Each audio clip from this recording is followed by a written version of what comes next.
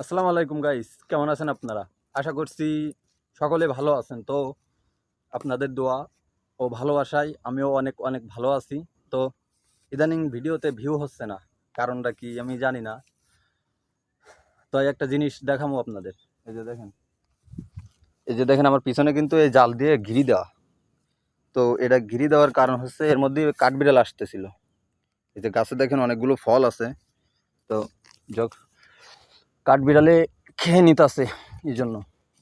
আর এই যে দেখেন কত সুন্দর ফল, অনেক সুন্দর কিন্তু।